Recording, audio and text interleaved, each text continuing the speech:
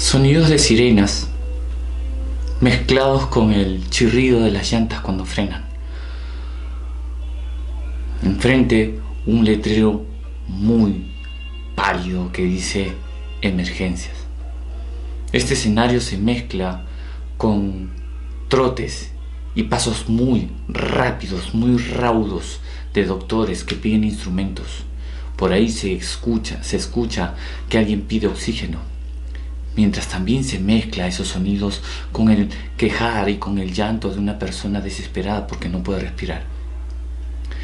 El que observa escucha todo este escenario bajo el techo de un frío hospital. Esos colores que ves en un lugar como este, ¿verdad? El espectador observa cómo sucede todo esto y ese sonido se mezcla con su propia respiración que está detrás de una mascarilla. Observa y en medio de todo ese sonido también escucha el susurro y quizás también conversa con la muerte. Al día siguiente, este observador, escucha la buena noticia de que afuera están celebrando doctores y enfermeros porque están dando de alta a pacientes que estuvieron en cuadros muy críticos por razón del COVID. Sin embargo, él tiene que aceptar su realidad de que tiene que quedarse para seguir luchando por sobrevivir o simplemente renunciar. ¿Tú qué hubieras hecho?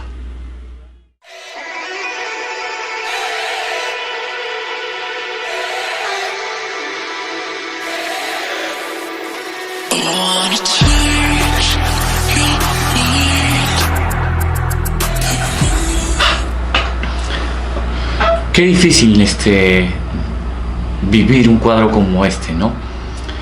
No quiero ser fatalista, no, pero sí quiero que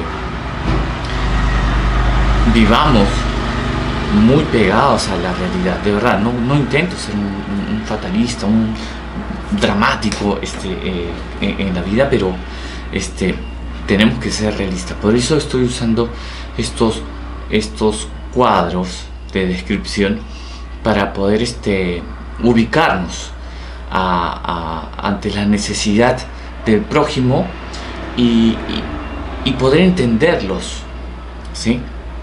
Y dejar de victimizarnos. ¿Por qué uso la palabra victimizarnos?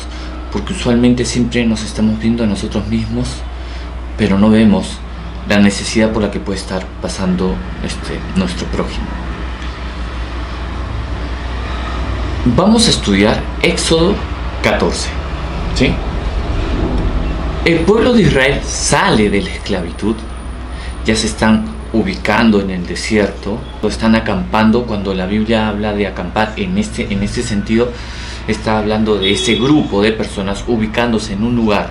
Y cuando el pueblo de Israel sale y está acampando cerca del mar, en paralelo, el faraón como que reacciona y vieron su realidad. Dejaron ir al pueblo de Israel. ¿Cómo es posible que hayamos dejado de ir al pueblo de Israel? ¿Quién nos va a hacer los quehaceres, los ladrillos? ¿Cómo vamos a armar esta ciudad si no nos tenemos ellos? ¿Cómo es posible que vamos a buscar? Mientras ellos, el pueblo de Israel, están en el desierto, ellos están viviendo una persecución. Ellos están escapando de su forma de vida. Ellos estaban siendo esclavizados, pero para ellos era algo normal. Salen con las costumbres que adquirieron en Egipto, pero salen liberados por Dios, liberados de la esclavitud. Pero estando en el desierto, ahí podrían muchos haber usado el sarcasmo, ¿no?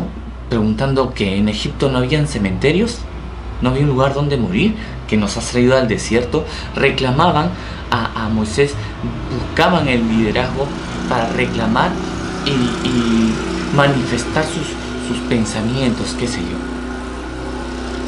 Mientras que el campamento de Egipto se iban acercando hacia ellos. Acuérdate que estaban equipados con 600 carruajes llevados por caballos y todo eso. Pero en ese momento 600 caballos significaba una potencia detrás del pueblo de Israel, ¿sí?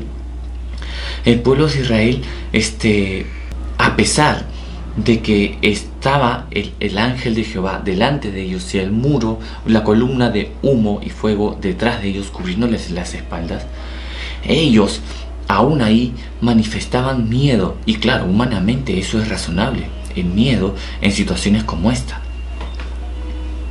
Este hombre del que te estaba explicando en la secuencia anterior estaba viendo todo un cuadro y nada de lo que veía era esperanzador. Estos hombres en el desierto, bajo el sol o bajo la fría noche de un desierto, estaban también con las manos atadas. Humanamente podrían haberse visto de esa forma. Mientras Moisés hablaba con Dios y Dios le daba indicaciones. Dice Éxodo 14 de que cuando Moisés tenía que usar la vara que Dios le dice que lo ponga en el agua, vemos de que el mar se abre, se divide en dos y se va abriendo paso para que el pueblo de Israel pase por ese pasadizo. El pueblo de Israel empezaban a caminar, pero para ellos todavía había persecución. Mientras que los de Egipto seguían acercándose, tenían 600 caballos de fuerza, no iban a pie, estaban yendo a gran velocidad. Dice la Biblia de que ellos caminaron en seco. Dice la Biblia que ellos tenían el mar, lo tenían de muro, a la derecha y a la izquierda. Ellos vieron el poder de Dios obrar, pero seguían caminando rápidos. Vemos claramente cómo es que Dios ubica estas cosas de esa forma. Literalmente ves en la Biblia de que a los egipcios Dios los pone en el centro, mientras que el pueblo de Israel ya estaba saliendo al amanecer, ya estaba terminando de salir, estaba terminando de cruzar ese mar. Los de Egipto se dan cuenta de que quien estaba peleando por ellos era Dios. Ellos no eran seguidores de Dios.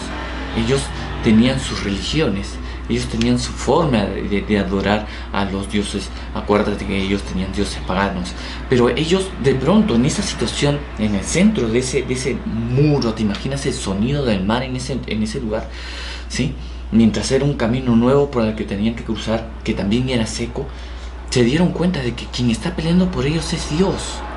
Entonces la Biblia dice de que ellos deciden dar vuelta para regresarse, porque ya habían perdido. Dios empieza a cerrarles el paso a su salida. Dios empieza a deshacerse de ellos. Dios empieza a acabar con los egipcios. Mientras que termina de amanecer, los del pueblo de Israel ya estaban en la playa del otro lado del mar. Quien luchó por Israel fue Dios. Ellos pudieron ver ese milagro. Pero qué difícil es confiar en un momento de persecución, ¿verdad? Este hombre en el hospital, o esta persona, sea hombre o sea mujer en el hospital, se ha visto perseguido por la muerte. Recordando todo lo que ha vivido, probablemente no. Simplemente en ese momento por querer luchar. En alguna oportunidad yo me quedé en provincia y habíamos subido una cuesta. Yo subí trotando y no tienes idea qué significa que te falte el oxígeno. Bueno, de repente una persona que tiene asma sí, pero a mí me desesperó. Yo sentí claramente que moría, que me puse a recordar todo lo que viví. No me puse a recordar, simplemente en ese momento quería darle una solución al problema que tenía yo en ese momento. Me estaba muriendo, según yo. Pero este hombre en el hospital claramente veía de que sí, probablemente se está muriendo. Y encima estaba viendo la buena noticia que otros recibían, pero él tenía que seguir luchando. Nosotros pasamos por lo mismo. Estamos pasando por pruebas y sin embargo nos olvidamos de quién está con nosotros. La Biblia dice en el versículo 29, y los hijos de Israel fueron por el medio del mar en seco, teniendo las aguas por muro a su derecha y a su izquierda. Tuvieron el mar en seco, pudieron caminar. Ellos avanzaron porque Dios permitió que ellos pudieran hacerlo. Ellos los cuidó de sus enemigos porque Dios lo quiso así. Y tú, si eres hijo de Dios, Dios te va a cuidar. Dios permite que pasemos por pruebas, pero también permite estas pruebas para que nosotros nos demos cuenta en dónde está nuestro corazón. A veces nosotros queremos darle una solución por nuestros propios medios, pero Dios espera que nosotros confiemos en Él. Es difícil, sí, es difícil, pero tenemos que hacerlo. Dios lo hizo con Israel, Dios lo seguirá haciendo con sus hijos. No de la misma forma, pero una forma que igualmente va a sorprender. Acuérdate todas las veces que Dios te ha librado de esas pruebas difíciles. Bendice a Jehová. Alaba, porque Él está obrando hoy en día en tu vida. Sígueme, continuamos con el siguiente bloque. Chicos, esta semana vamos a volver a practicar lo que hicimos la semana pasada. Recuerda de que en la práctica está la mejora de tu técnica, ¿sí? Necesitamos practicar. Los trabajos he estado viéndolos, me gustan.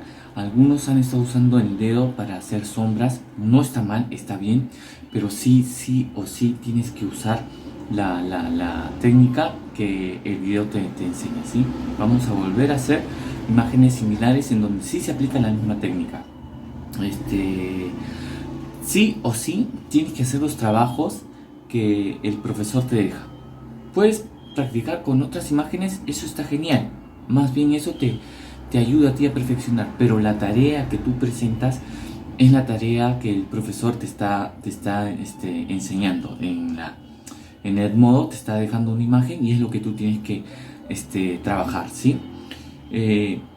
No estés, para enseñar tus trabajos, no estés usando una imagen que has encontrado en internet, no lo muestres como tuyo, ¿sí? Haz tu trabajo y nada, va a ser calificado. Recuerda que son 3 fotos: el boceto, el proceso y el final, ¿sí? No pongas tus evidencias de trabajo, porque esas son tus evidencias de trabajo. No lo pongas en las cajas de comentarios. Ponlo donde tiene que estar, en la área, en la zona de tareas, ¿sí? ¿Por qué? Porque si lo pones en los comentarios, yo usualmente eso no reviso. Usualmente de frente me voy a la carpeta del grado y estoy revisando. Y ahí reviso los trabajos de tus compañeros. Y lo ideal sería de que tú también lo hagas. ¿Tienes algún comentario? ¿Tienes alguna pregunta? Con gusto, escríbelos en donde tú dejas tu tarea. Escríbelos. Yo ahí voy a estar revisando y voy a estar poniéndome en contacto contigo como lo estaba haciendo en algunas oportunidades. Bueno, chicos, eso es todo por esta semana. Pásala bien. Bendiciones.